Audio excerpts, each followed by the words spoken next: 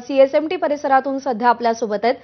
वेदांत, आपण जर पाहिलं तर पूर्ण मुंबईमध्ये या मोर्चासाठी जोरदार तयारी केली जाते. कार्यकर्त्यांमध्ये प्रचंड उत्साह आहे. छत्रपती शिवाजी महाराज टर्मिनस परिसरात मोर्चाची कशी तयारी झाली आहे?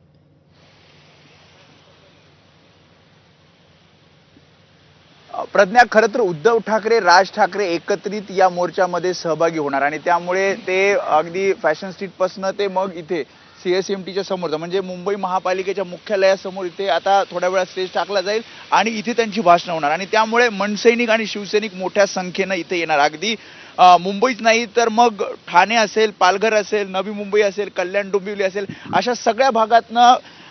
कार्यकर्ते इथे जमणार आहेत आणि त्यासाठीची तयारी आपण बघतोय कशा प्रकारे केली आहे. झेंडे आपण बघतोय, मनसेचा झेंडा आहे, भगवा ठाकरेंच्या शिवसेनेचा झेंडा आहे, राष्ट्रवादी काँग्रेस शरदचंद्र पवार पक्षाचा झेंडा आहे आणि त्यामुळे हे सर्व कार्यकर्ते पदाधिकारी एकत्र येणार आहेत. मुद्दा एकच आहे,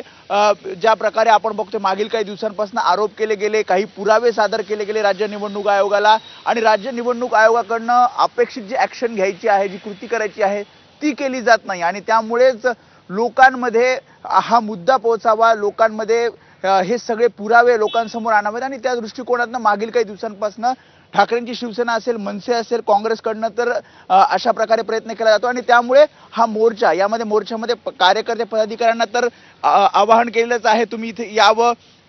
या मोर्चात सहभागी व्हावं. मात्र लोकांना सुद्धा, मुंबईकरांना सुद्धा आवाहन करण्यात आलेलं आहे की तुम्ही इथे यावं. आपण बघतोय कशा प्रकारे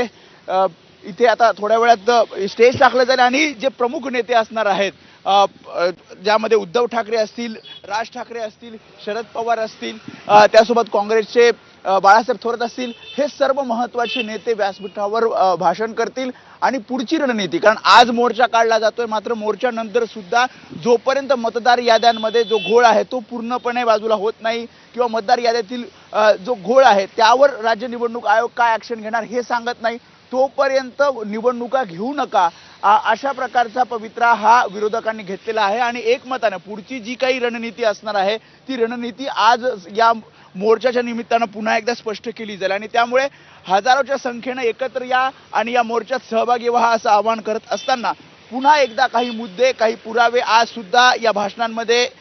या नेत्यांकडनं मांडले जाऊ शकतात आणि पुढे नेमकं काय, कोर्टात जायचं की मग निवडणुकांवर बहिष्कार टाकायचा की लोकांपर्यंत रस्त्यावर उतरून हा मुद्दा सतत पोहोचवत राहायचा, कारण राज्य निवडणूक आयोग आपला कार्यक्रम म्हणजे स्थानिक स्वराज्य संस्थांच्या निवडणुकांच्या पार्श्वभूमीवर आपला जो कार्यक्रम आहे तो टप्प्याटप्प्याने आपण बघतोय जाहीर करते आणि त्यामुळे एकीकडे निवडणुकीला विरोध, कारण निवडणुकीला विरोध यासाठी की मतदार याद्यातील घोळ हा वारंवार समोर आणला जातोय आणि त्यामुळे एकीकडे